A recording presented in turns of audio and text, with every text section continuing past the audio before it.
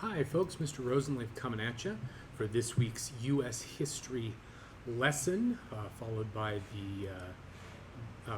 the Reflection Journal for online U.S. history. So welcome aboard. We'll be doing one of these a week. I may post other things, but there will be one that is sort of designated as the one for the journal, and this will be that. So we're starting in the next 2 weeks. We're going to be basically sprinting through early American history. Your textbook actually goes back a fair ways in the first lesson and discusses some earlier stuff than where we're starting, which is with the voyage of Christopher Columbus. But we're going to start with Columbus just for ease. But I have posted not only can you go read the first 3 sections in the textbook, which covers kind of the earlier stuff like we're talking about today, and then the French Indian War, American Revolution, and then the third one covers early America, Articles of Confederation, and the Constitution. I have those, not only can you go read them in the McGraw-Hill platform, but I have posted each one of those as a short podcast. Those are not necessarily a replacement for the reading, but they would be a nice quick hit for you. So those are posted in Moodle for you. Okay, so let's start talking about Columbus. Where was Columbus from? I think a lot of you might know that he sailed for Spain, but he was not actually Spanish. Columbus was by birth Italian. I want to say he was from Genoa, but I could be wrong about that. That's just my recollection. This is probably, the picture you see right there is probably the picture that if you've seen a picture of Columbus, this is probably what you're used to. What I will say about this picture, as lovely as it is it was painted after his death, and this is likely not so much what Columbus looked like, though we don't really know. There are really not portraits of him that were done during his lifetime. He was not like a super famous figure until the expeditions, and he went on the 4 of those in very quick succession. I don't know if they couldn't schedule to have him painted or whatever, but this was sort of after his death. And again, he looks very tall, very broad-shouldered. Likely that is either artist interpretation or he was probably wearing some pretty bulky clothes. The likelihood is that he was not that imposing of a figure. But that's the picture you've probably seen of him. This is the only other picture of Columbus that I can find. I don't know when this was painted. He is the person there with is that a dog? And the small child. Again, don't know who the small child is. If that was Columbus's kid. I don't think Columbus had kids, but I could be wrong there. So yes, he did. He was born in Genoa. He was a citizen of Genoa. Back then, Italy wasn't Italy. It was a collection of little city-states and principalities. But he did sail for Spain. He could not get any of the monarchs of Italy, the princes and whatnot. He couldn't get them interested in this idea that he had of trying to get to China, the Indies, India, by sailing west. And there were lots of reasons for that. But finally, after traveling to many of the capitals of Europe, unsuccessful, he finally lands in the court of King Ferdinand and Queen Isabella of Spain, who agree to give him 3 ships to use and see if this thing is a real thing, if his idea is real. But it wasn't even really his idea. Lots of academics already had this notion that the world really wasn't flat. Okay, so let's talk about some misconceptions about Columbus. Was he the first European to reach the New World? What do you think? Well, the answer to that's no, actually. The first European to reach the New World was a gentleman by the name of Leif Erickson. And Leif, obviously this is a modern painting, or semi-modern painting, is the one that looks like the Gorton's fisherman, only, with weapons. And he's pointing supposedly towards this area that he, quote unquote, founded. In point of fact, there were, of course, Native Americans there and whatnot. But so Leif Erikson was a sailor for, at that point, it would have been Sweden, I guess. But that whole Scandinavian area was sort of under common rule, and oftentimes these folks are just known as the Vikings. But yeah, this was painted actually in 1893. But in any case, Leif discovered this area of Canada. So his dad, Tree, just kidding, his name wasn't Tree, but his dad had actually gone as far as, I believe it was Iceland. And so his son, Leif, went the next leg of the way, and he ended up right on the Canadian what today is the Canadian coast, in an area that he named Vinland, Vineland. But what modern Canadians and geographers and people that look at books, call Newfoundland, Newfoundland. And this was about 1000 AD. If you know anything about Columbus, you know that, and you may have learned this in elementary school, in 1492, Columbus sailed the ocean blue. Okay. So anyway, this was almost 500 years before Columbus. But the Vikings were such a powerful force in Europe, and a somewhat destructive one, that I believe some of what Erickson had done had been lost in the intervening 500 years, which were really kind of the Dark Ages.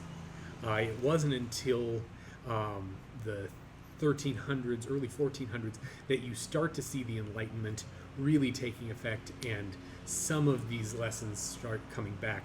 But really, Europe had largely forgotten about what Leif Erikson did, and the Vikings weren't really quick to go take credit and release a press release or whatever. So, in any case, there was a settlement. His father, by the way, Greenland, not Iceland. Might have been his grandfather that was Iceland. But his father founded the first Norse settlement in Greenland, and then Leif went the next leg of the journey to the Canadian coast. So, was Columbus the guy who discovered that the world was not flat? No. Was he the first guy to really try to, boots on the ground, prove it? Yeah, I'll give him that. But there were certainly thinkers of the Enlightenment who were going, it doesn't make sense that the world is flat. That doesn't explain a lot of things. And so really the thinking prior to all of this was, of course, that the Earth was something like this. And that if you sailed too far, in this case to the west, you were going to end up off the side of the Earth, essentially. I don't know what maybe the little wheels are for you to go on the back side of the Earth. I don't fully understand this weird little map, but, or weird little illustration. But there were certainly those that, especially amongst the less educated, that certainly believed that if you sailed too far to the west, you were going to fall over the edge of the Earth or get eaten by a serpent or some sort of sea monster. But amongst the more enlightened thinkers, amongst the more literate people, it was becoming a commonly held belief that the Earth was actually round. Was Columbus the first guy to actually kind of set out and kind of prove it? Yeah. But as we all know, the Earth is in fact round, because we've seen pictures from space, and that's what makes sense, like mathematically, although there are still people having this debate on whether or not the Earth is round or flat, and that makes me very sad. Okay, did Columbus discover America? Well, you have to say no to that one as well. Because, number one, Leif Erikson. Number two, there were already people here. You cannot discover a land where there are already people. I mean, that makes no sense. But the Europeans of this era were very, very set on the fact that really anyone who was not white and European, were they really human? That was kind of a going question, and to a large degree, Europeans of that time thought, these guys aren't really human. They're not white. They don't share our customs. They don't share our values, and so obviously they are not fully human. And that's a phrase I will come back to again and again in this course. The Europeans of this time did not think that Native Americans, Africans, Asians, etc., didn't feel that they were fully human. And again, we come back to this again and again and again in the course. These were replicas from the early 20th century of Columbus's 3 ships from the first voyage. Now, in his subsequent voyages, he had a lot more ships. But the Spanish loaned him these 3. If you've never heard the names, the Niña, the Pinta, and the Santa Maria were the 3 ships. And was the Niña the flagship? I believe the Niña was the flagship, but I could be wrong. It could be the Santa Maria. But yeah, this was from about 1912. But yeah, it's very difficult to discover a place where people already live. Now, did Columbus dine with the Pilgrims and the Puritans at the first Thanksgiving hosted by the Jamestown Mayflower Daughters of the American Revolution? Yeah, no. If anybody says something like this, please run away from them. So let's go back to that. Columbus, 1492, he dies either late in the 1400s, early 1500s. The Pilgrims and the Puritans were later on, we're talking 1600s. And the first Thanksgiving was with the Puritans, I do believe. And then Jamestown was founded. That was the Pilgrims. There we go. Jamestown was founded by the Pilgrims, which is in Virginia. The Puritans were in Massachusetts Bay, and it wasn't like they were going to meet in the middle for something. The Mayflower was sailed by the Puritans, I do believe. And the Daughters of the American Revolution starts in 1775. So, yeah, those things don't make sense, but you'd be surprised the number of people that, have some vision of that general thing. Because we don't study our history. Yeah. Incidentally, the Pilgrims did not call themselves the Pilgrims. Yeah, and people mix up the Pilgrims and the Puritans quite frequently. They were both religious reformers. Both landed in modern day. Oh, they both landed in Massachusetts. Jamestown was not the Pilgrims. Jamestown was another thing. But yeah, there we go. This is Columbus's. These were Columbus's 4 voyages. The nice dark blue color, that was the first voyage, and you can see the first place they land. When they leave Spain is, aside from the Azores, was all the way down in what we think of today as Haiti and the Dominican Republic, what Columbus called Hispaniola, what later folks called Santo Domingo, but same island. And then subsequently in the other voyages, I think the second voyage, they made it kind of to Central America a little bit, but mostly hung out in the islands. But he did make it to, right around the Yucatan Peninsula and down around what is today Panama. And then in the last voyage, and I don't know where on that voyage Columbus died. He died on the fourth voyage. I don't know if he died before or after they hit South America very, very briefly. Before heading back, and by that point Columbus has started a trend that will be followed by future explorers who will certainly conquer Central and South America and start to make inroads into North America. But let's talk about the people who were in the island that Columbus landed on first, and these were the Arawak people. You may have never heard of the Arawak people, and that's understandable because the Arawak people no longer exist. How is that possible? I'm going to share that with you. So, Columbus kept a journal, but he really didn't. Columbus would say things, and a guy by the name of Bartolome de las Casas, who was a Catholic priest and one of the few literate people on the voyage, would write them down for Columbus. And so de las Casas was writing for Columbus when he said the following: "They brought us parrots and balls of cotton and spears and many other things." This is about the Arawaks. Hold on 1 second.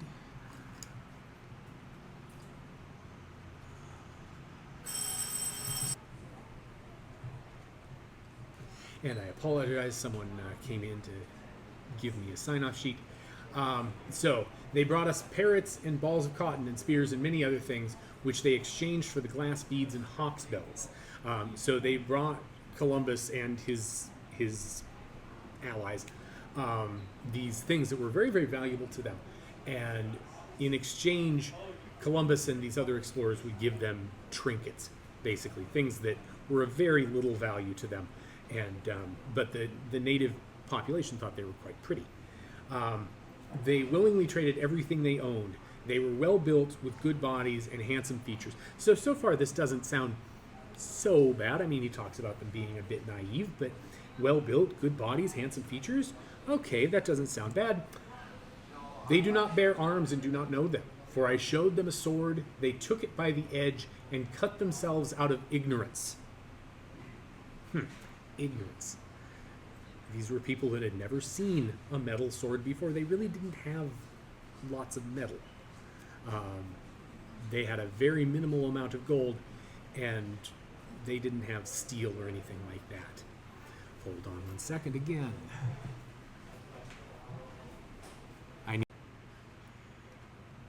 Okay, again, sorry about that. So, yeah, said they were ignorant because they didn't know what a sword was. Well, their thing was they would sharpen sugarcane. Very different, sugarcane to metal. That's how they would make their spears and whatnot. Their spears were made of cane. They would make fine servants. With 50 men, we could subjugate them all and make them do whatever they want. Again, that is Columbus's words, transcribed by de las Casas.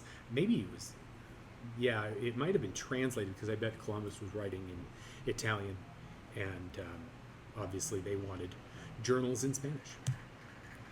As soon as I arrived in the Indies, so he thought he was in he didn't think he was in China, he didn't think he was India, he thought he was in the islands that were to the south of India. So as soon as I arrived in the Indies, on the first island which I found, I took some of the natives by force in order that they might learn and might give me information of whatever there is in these parts. What do you suppose Columbus was looking for? Well, so certainly one of the things that Europe wanted out of the Indies was spices. That was the only thing that made European food at all palatable, were exotic spices from the East. European food back then was a lot like English food, like traditional English food. Very, very bland and kind of icky. I mean, there's a reason why the British national dish is now chicken curry, because they basically took spice blends from where they were conquering and brought them to Britain and made a dish that they say is British, but in actuality is more Indian than anything. But yeah, so they weren't looking for silk, they weren't looking for spices. Columbus was really looking for gold. I mean, that was what the king and the queen really wanted. They wanted money. They wanted to get paid. And they weren't going to get paid necessarily in spices and silks. I mean, it'd help. But they really wanted gold, and Columbus promised that when he got there, he'd find gold. Yeah. Now, Columbus, when he was reporting to Ferdinand and Isabella, said the following: Hispaniola, which was the island that he first landed on, is a miracle. Mountains and hills, plains and pastures are both fertile and beautiful. The harbors are unbelievably good, and there are many wide rivers, of which the majority contain gold.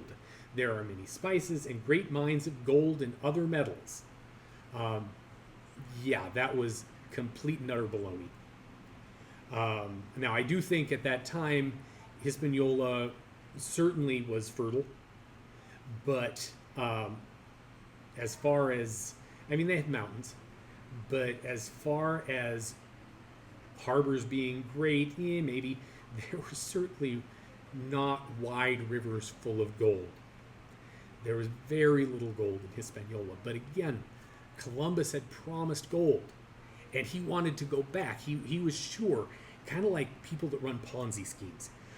He was sure that the next trip he was going to hit it big and he was going to be okay. But as the first trip gave way to the second trip, gave way to the third trip, he's now promising all sorts of things, and he's not able to deliver them, but he keeps promising. So, send me with more ships, we'll be able to bring back more gold. And he's going to keep kind of conquering areas to try and find it.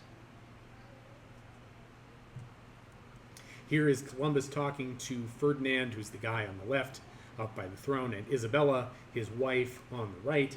And he has brought along natives from the New World. I'm sure some of them were the Arawaks. Most of these folks are going to die on the voyage or die in Spain. These were people that were not used to European diseases, and all of a sudden they're going to be surrounded by them, and they are going to die very, very quickly. So Columbus continues to Ferdinand and Isabella, so naive and so free with their possessions that no one who has not witnessed them would believe it. Again, he's laying it on thick here. When you ask for something they have, they never say no.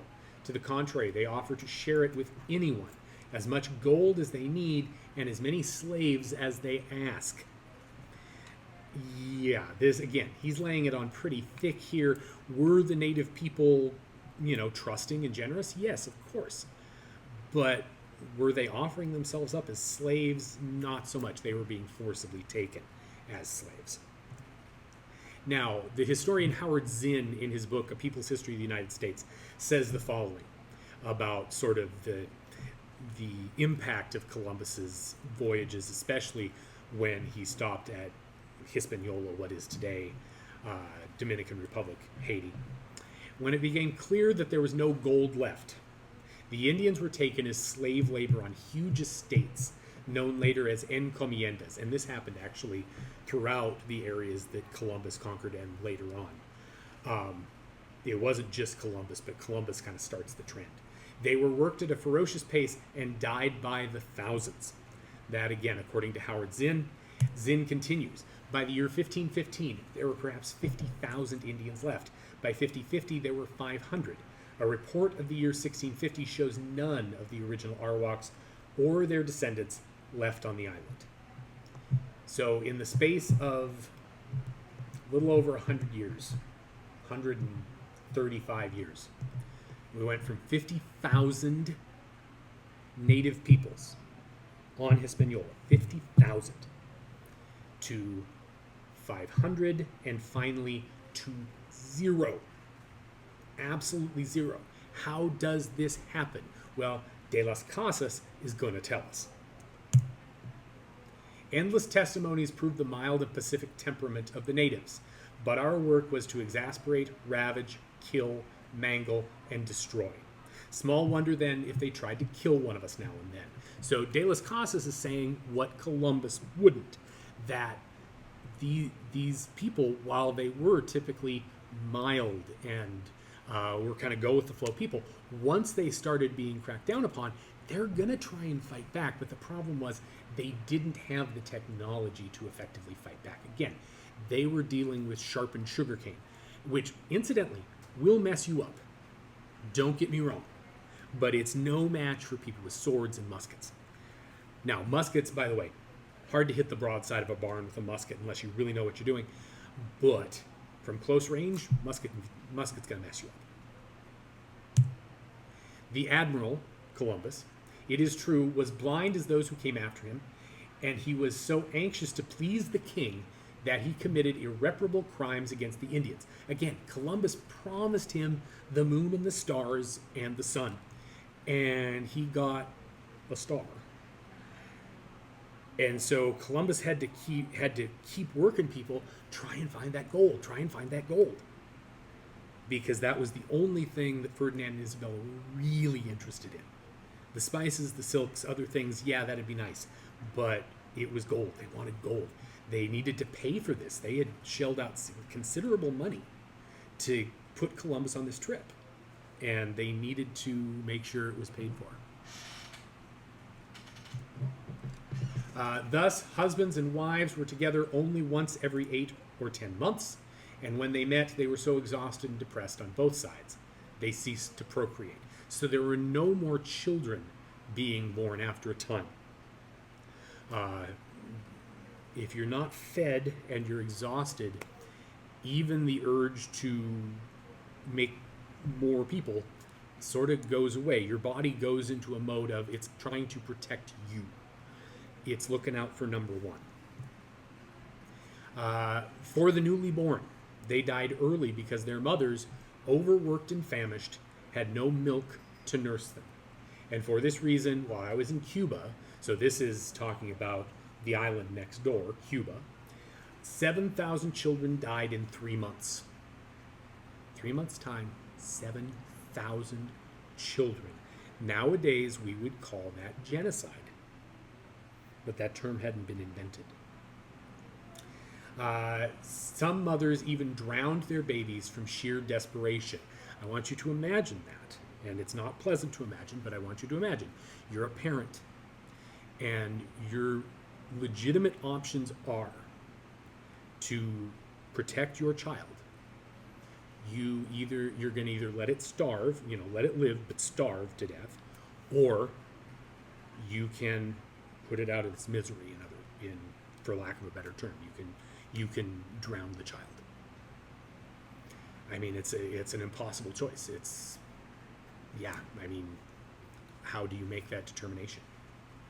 Well, the native population largely started trying to spare the children from having to suffer.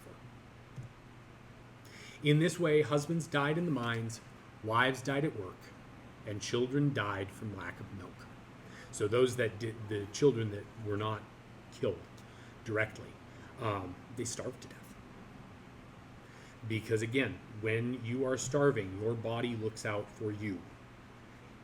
Even if you just had a child, which was probably pretty dangerous business given that you were so malnourished, even at that point, your body's going to go, hey, we don't have the resources to make milk.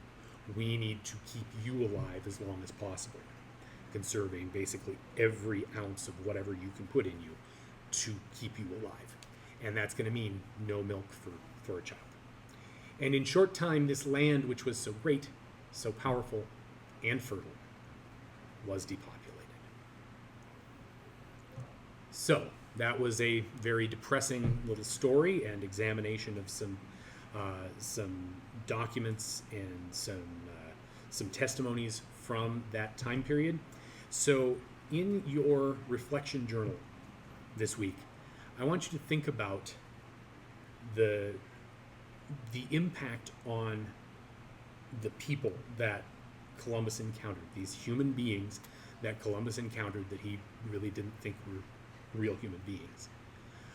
Think about the impact on that. I want you to write a little bit about that, and I want you to write about what would your response be if you didn't have weapons beyond, sugarcane to fight back with, and your opponent had guns and sharp swords and knives and things like that. And what would your reaction be for yourself? What would your reaction be for, any children you might have? Would you go and do what many of the native population did in places like Hispaniola and places like Cuba?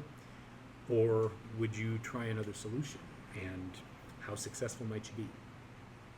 So please do think about that and write your response in the reflection journal, which is in the Moodle course. Thank you for paying attention today. I appreciate it, and I will see you next week. Thank you.